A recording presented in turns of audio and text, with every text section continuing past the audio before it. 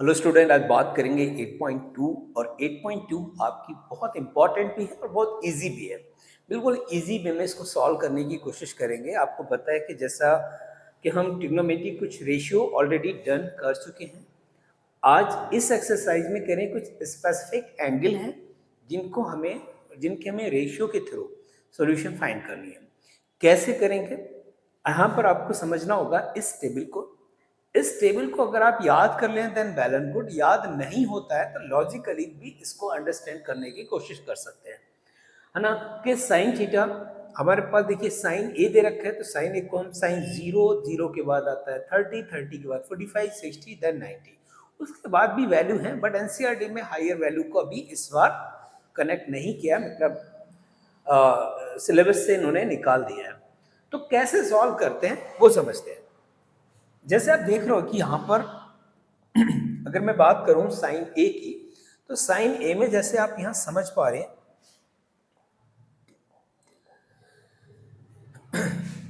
यहां पर ये देखिए 0 है, यहां आपका क्या है 30। 0 डिग्री, अगर साइन 0 डिग्री की वैल्यू हमें निकालनी पड़े तो हमारा वैल्यू क्या होगा, 0 होगा। साइन 30 का वैल्यू हमको क्या मिलेगा, ठीक है 1/2। साइन 45 का वैल्यू क्या मिल रहा है 1/√2। साइन 60 का वैल्यू हमको मिला √3/2 और साइन 90 की वैल्यू है 1। इससे एक बात तो क्लियर होगी कि ये हमारा जो है ना असेंडिंग ऑर्डर में जा रहा है, यानी कि जैसे जैसे एंगल हमारे बढ़ रहे हैं, इस साइन के एंगल इंक्रीज हो रहे हैं, वैसे वैसे उसकी जो वैल्यू है, जो रेशियो है, वो भी इंक्रीज हो रहा है। एक बात क्लियर हो गई। सेम चीज अगर हम कॉस में जाएं तो कॉस में आपको क्या दिख रहा है, साइन का जस्ट अपोजिट है। देखिए यहां पर साइन 0 की वैल्यू 0 है, लेकिन अगर हम कॉस में जाएंगे तो कॉस 90 की वैल्यू 0 है। इसको क्या किया इन्होंने, बिल्कुल घुमा दिया है। तो जो वैल्यू साइन 0 की थी वो 90 की हो गई, जो वैल्यू साइन 30 की थी वो साइन 60 की हो गई, और 45 की वैल्यू देखिए साइन 45 की भी 1/√2 है, कॉस 45 की भी वैल्यू 1/√2 है। तो ये बात ध्यान रखनी है, एक दूसरे की वैल्यू क्या हो रही है, रिवर्स हो रही है। अब यहाँ पर समझ में आ गया कि साइन और कॉस का आपस में कनेक्शन है, साथ ही साथ टैन और कॉट का आपस में कनेक्शन रहेगा, और कॉसेक और सेक का आपस में कनेक्शन है। जैसे कॉसिक अगर हम 0 की बात करें तो नॉट डिफाइन आ रहा है, साथ ही साथ अगर हम कॉस सेक 90 की बात करें तो नॉट डिफाइन आएगा। देख रहे हैं आप, ये वैल्यू इसके और ये वैल्यू इसके, ये दोनों की आपस में क्या हो गई, सेम, और ये इसके साथ आ गई और ये 1 इसके साथ आ गया, यानी कि एक दूसरे के रिवर्स हो रही है। और यहाँ पर साइन और कॉस एक साथ, और यहाँ टेन और कॉट, जैसे देख रहे हैं टेन 0 की वैल्यू 0 है, लेकिन जब हम कॉट में जाएंगे तो कॉट 90 की वैल्यू 0 आ रही है। तो इस तरीके से इसको समझ सकते हो, है ना। जल्दबाजी कुछ नहीं है, चीजों को अंडरस्टैंड करें। सपोज करो अगर एग्जाम में मैं आपसे पूछूं कि आपको कॉट की वैल्यू नहीं पता है, सपोज करो कॉट 30 की वैल्यू नहीं पता है, तो कॉट 30 को हम कितना लिख सकते हैं भाई, कॉस 30 अपॉन साइन 30 लिख सकते हैं ना, ठीक है। तो कॉस 30 की वैल्यू आपको पता है कितनी है, देखिए कॉस 30 की वैल्यू कितनी है, √3/2।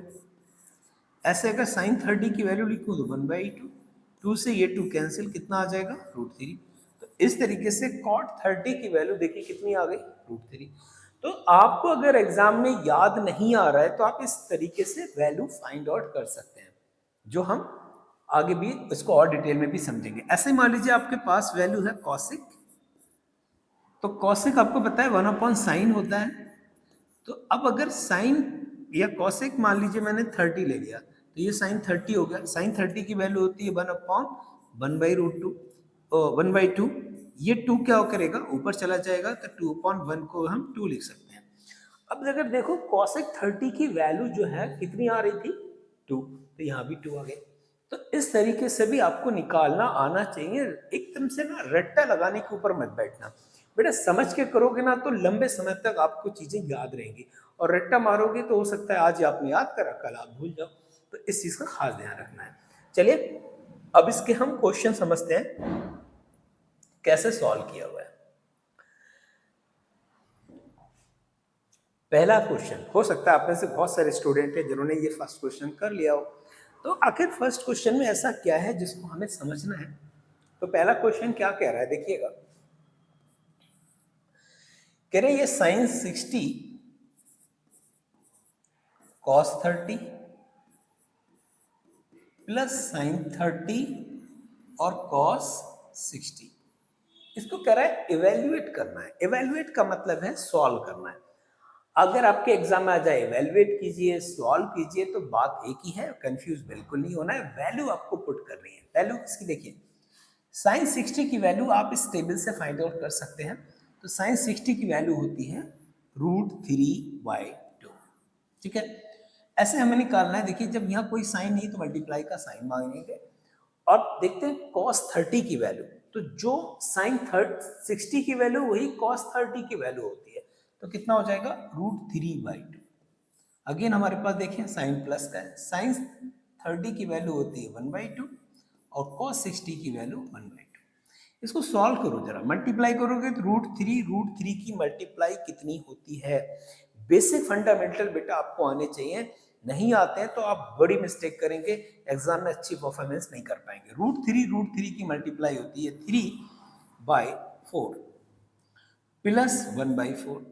अब आपको बताया हमने क्या करा, हमने क्या किया, 4 एलसीएम लिया, ठीक है। 3 + 1 4 होता है, 4/4 कितना होता है 1 होता है। तो इसका आंसर क्या आ गया 1 आ गया। तो पहला आपका आंसर डन, क्लियर हो गया। अगर इसका सेकंड क्वेश्चन करने को मिले तो क्या करोगे, देखो इसका सेकंड पार्ट कह रहे 2 10² 45। यह समझना है थोड़ा सा, यहां भी कंफ्यूज होते हैं student. 2 10² 45 plus cos square 30 minus sine square 60, ठीक है। इसमें एक चीज जो आपको याद रखनी है कि जो आप देख रहे हैं स्क्वायर लगा हुआ है, तो हम इसको इस तरीके से लिख सकते हैं 1045 का स्क्वायर प्लस कॉस 30 का स्क्वायर माइनस साइन 60 का स्क्वायर। सिर्फ समझने के लिए करने को आप डायरेक्ट कर सकते हो। 1045 की वैल्यू अगर आप टेबल से देखेंगे तो 1 होती है। अब 1045 की वैल्यू 1 होती है तो हमने लिखा 2 × 1 का स्क्वायर प्लस ऐसे cos 30 की वैल्यू जो होगी वो √3/2 होती है, क्योंकि cos 30 sin 60 का अपोजिट है। तो ये हो जाएगा √3/2 का होल स्क्वायर माइनस साइन 60 की वैल्यू भी √3/2 होती है।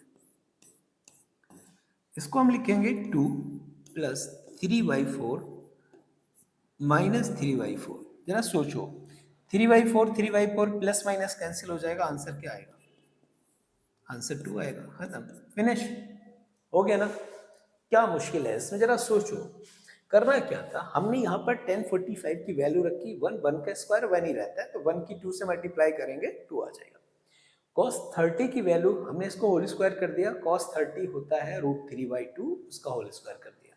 साइन 60 भी √3/2 होता है, स्क्वायर कर दिया। यहाँ पर देखिएगा 3/4 प्लस 3/4 माइनस आपस में कैंसिल आउट हो गया, आंसर बचा हमारे पास 2।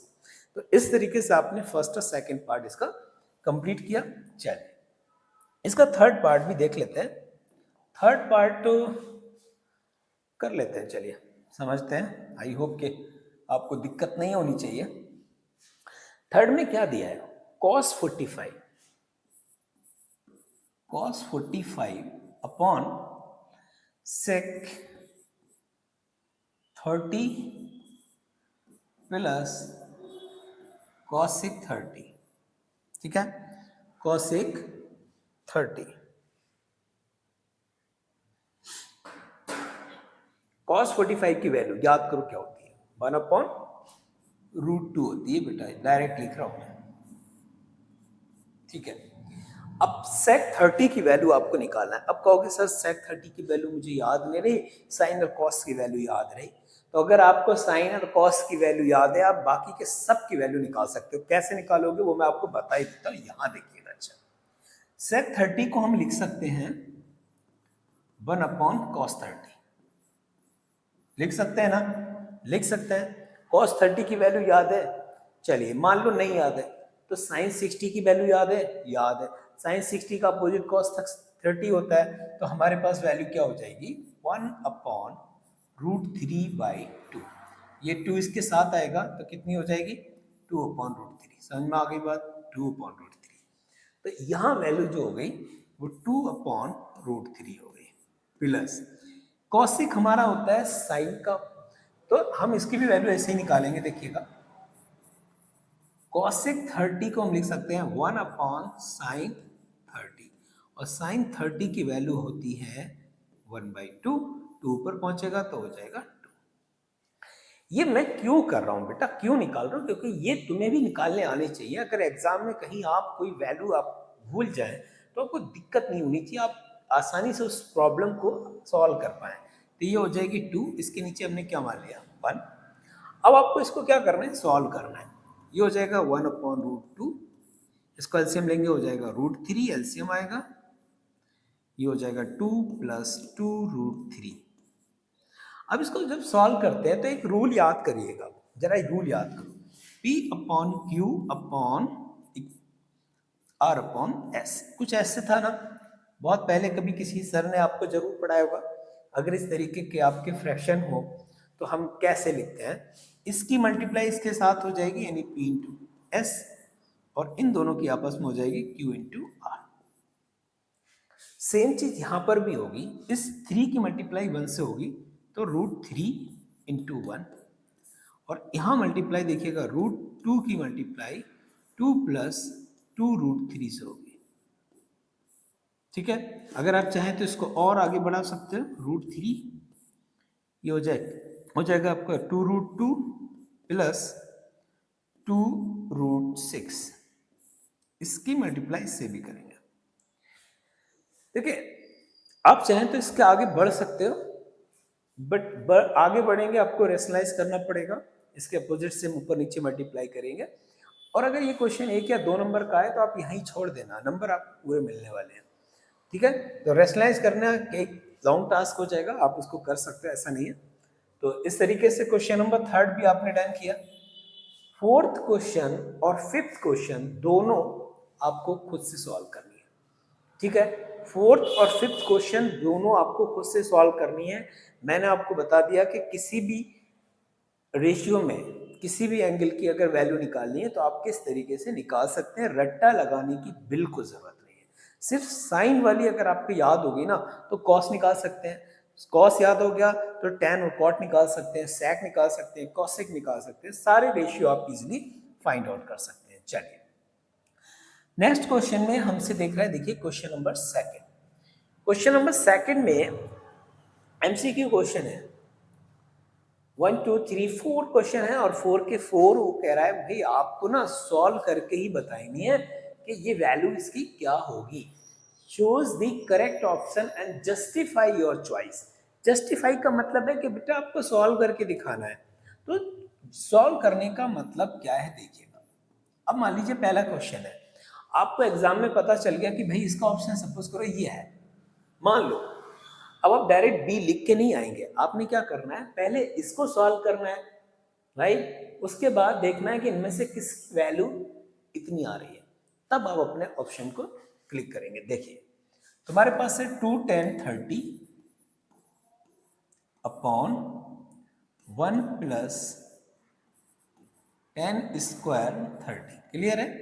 हमने क्या करना है, देखिए वैल्यू फाइंड करनी है 2 × अब 10 30 की वैल्यू कितनी होती है, तो 1/√3 होती है। तो हम लिख सकते हैं यहाँ पर 1/√3, यह हो जाएगा 1 + 1/√3 का होल स्क्वायर।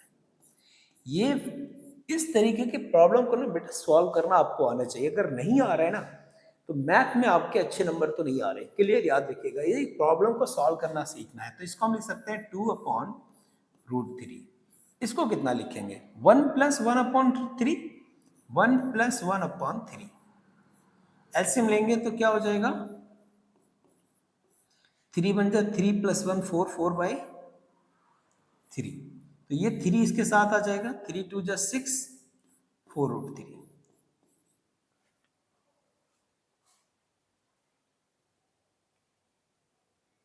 कुछ गड़बड़ हुआ है बेटा, 1030 1030 10 स्क्वायर 30, अच्छा कट जाएगा मेरा, 2 2 जा 2 3 जा, तो ये हो जाएगा 3/2 √3, √3 से रेशनलाइज करना पड़ेगा फिर आपको,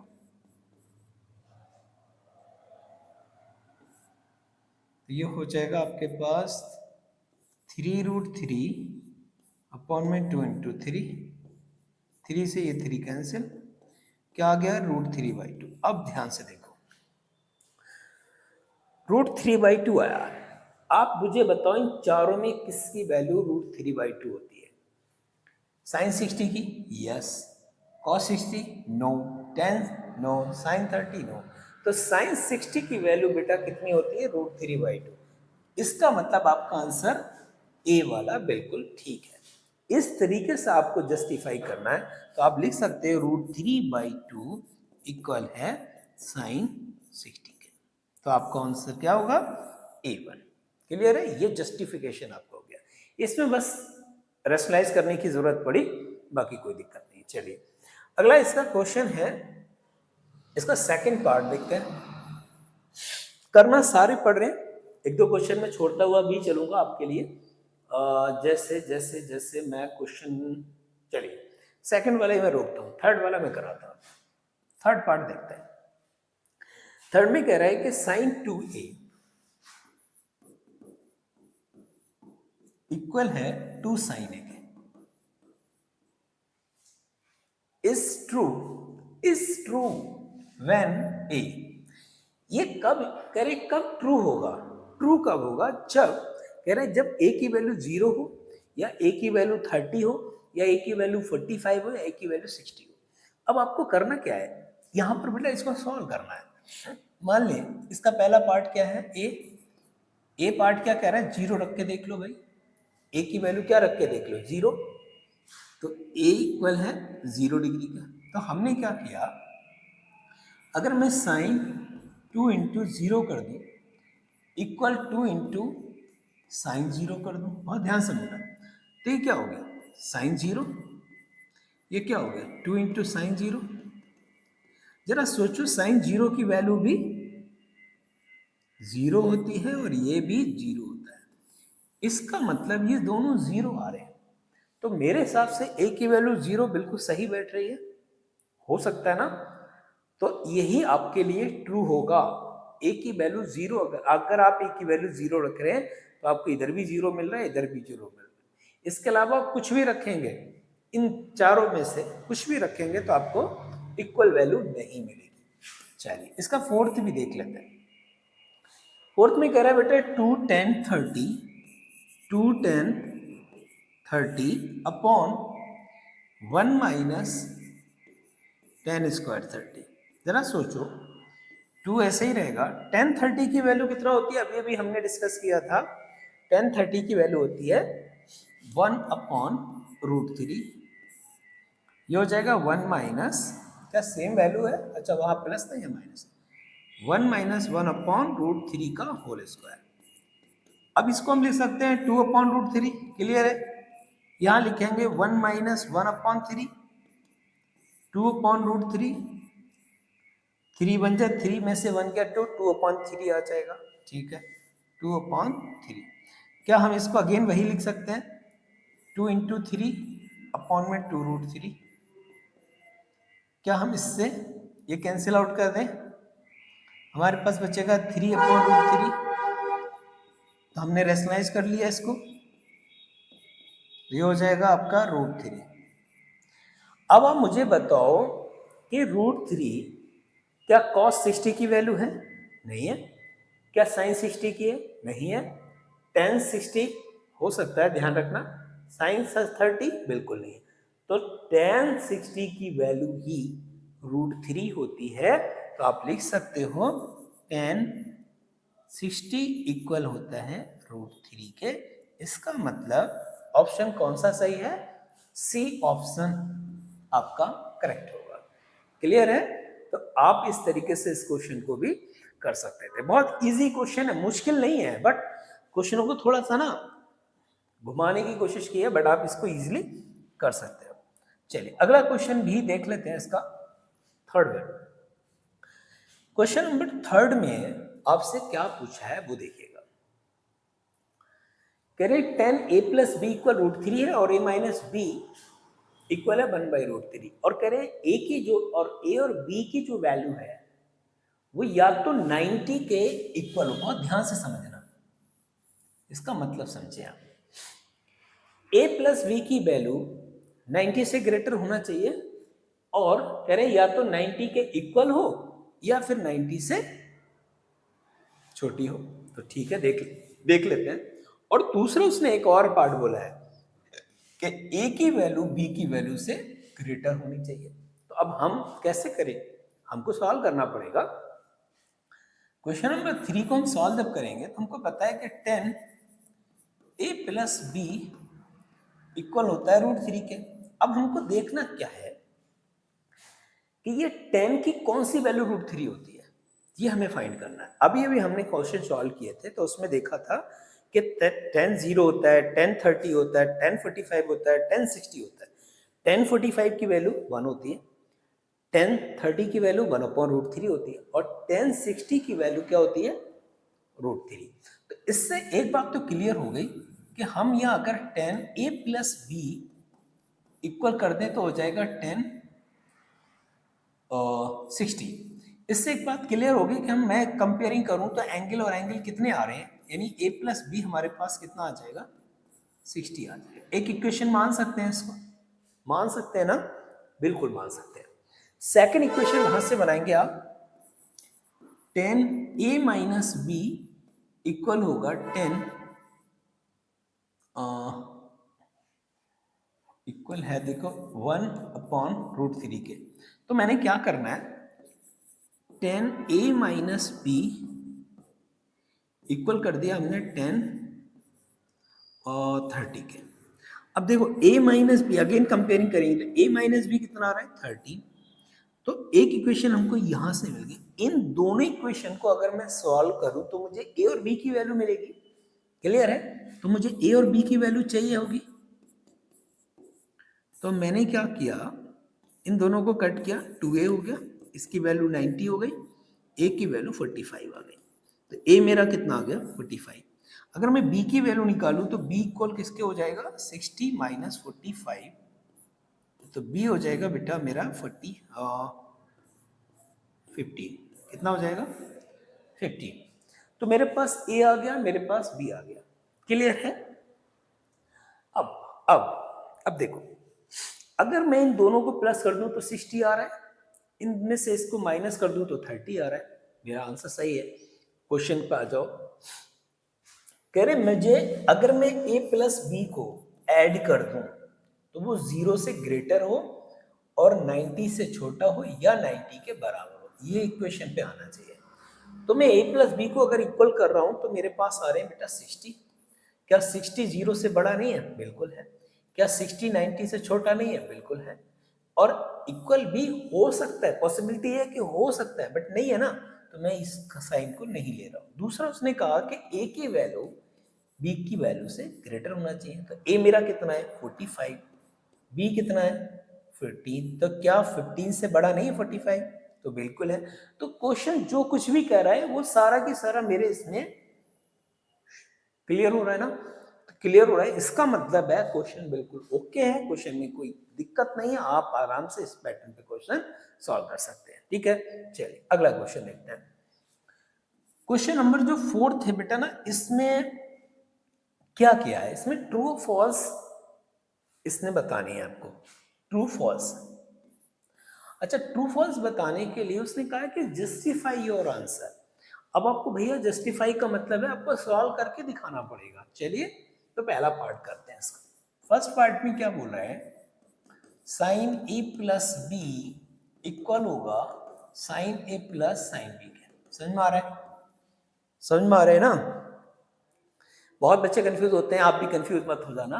कह रहे हैं साइन ए प्लस बी इक्वल है साइन ए साइन बी के। बच्चों को लग रहा है ये बिल्कुल सही है, जबकि ये सही नहीं है, ऐसा नहीं होता है। ये आप 11th क्लास में फॉर्मूले वगैरह पढ़ेंगे, आपको समझ में आएगा। तो हमने क्या करना है, लेट ए इक्वल किसके मान लें, 60, और बी मान लें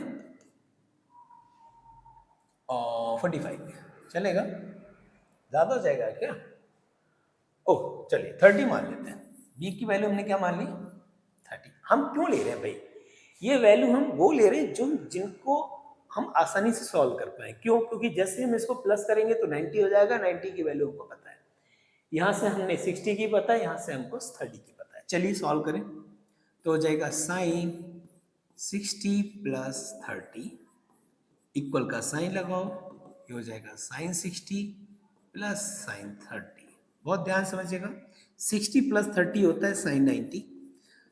यहां पर देखिएगा साइन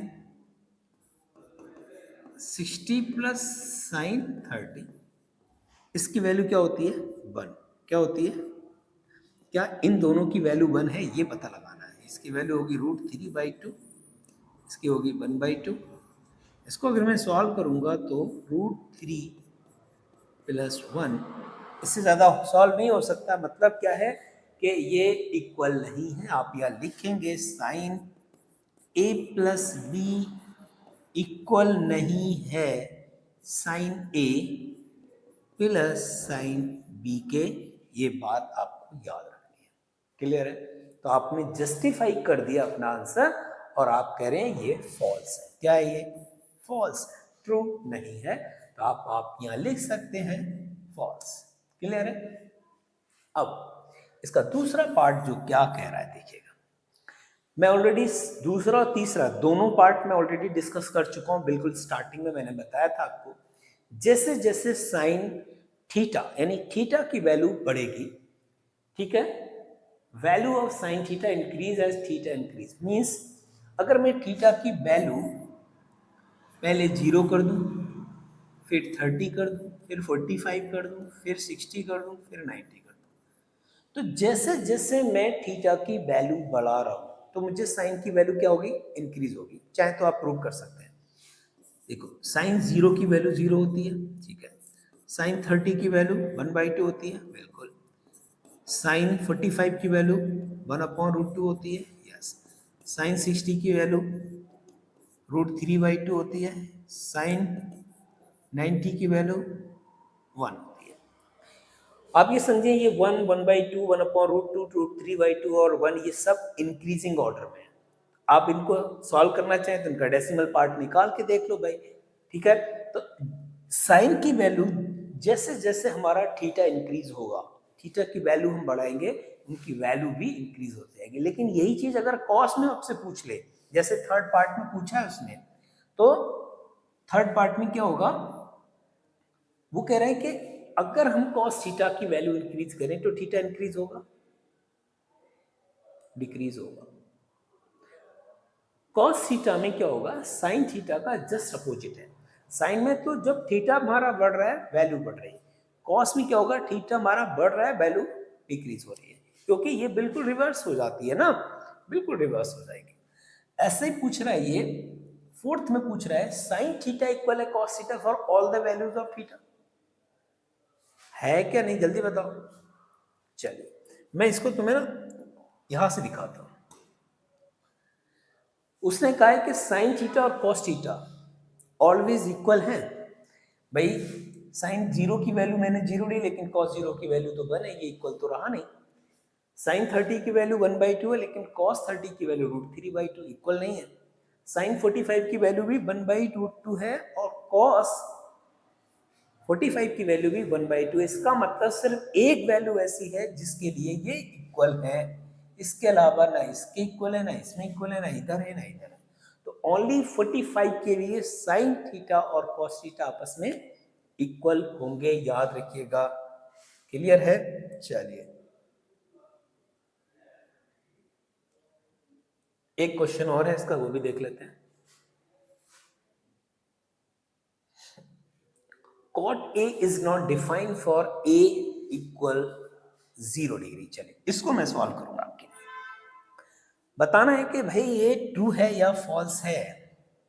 क्यों कह रहे? cot A is not defined for A is equal to 0। मैं इसको कैसे सॉल्व करूं भाई? cot A की जगह हमने क्या लिखा? cot 0। cot 0 को हम लिख सकते हैं cos 0 अपॉन sin 0, वही लिख सकते हैं ना। लिख सकते हैं नहीं? लिख सकते हैं, चलिए। तो cos जीरो की वैल्यू होती है 1 और ये होता है 0। अब किसी भी नंबर को अगर हम 0 से डिवाइड करते हैं, नॉट डिफाइन आता है, सबको पता है नॉट डिफाइन आता है, तो हम क्लियर समझ पा रहे हैं कि ये नॉट डिफाइन है। और जब नॉट डिफाइन है तो ये ट्रू होगा बेटा, ट्रू होगा, ये फॉल्स होगा, ये फॉल्स होगा, ये ट्रू होगा और ये भी फॉल्स होगा। ठीक है, आसानी से समझिए। With justify your answer with example, पूरा सॉल्व करके आपको दिखाना पड़ेगा कि ये जस्ट क्लियर हो रहा है, नहीं हो रहा है, फॉल्स है तो क्यों है, ट्रू है तो क्यों है। इसका मतलब होता है जस्टिफाई योर आंसर। तो 8.2 ऑलमोस्ट हमने कंप्लीट कर ली है। आई होप कि आप लोगों ने अगर इस लेक्चर को पूरा देखा होगा तो डेफिनेटली कुछ ना कुछ चीज़ें आपको समझ में ज़रूर आई होंगी। नहीं आई हैं, कुछ चीज़ें मिस हुई हैं, कोशिश करें, कमेंट करें, रिप्लाई करेंगे।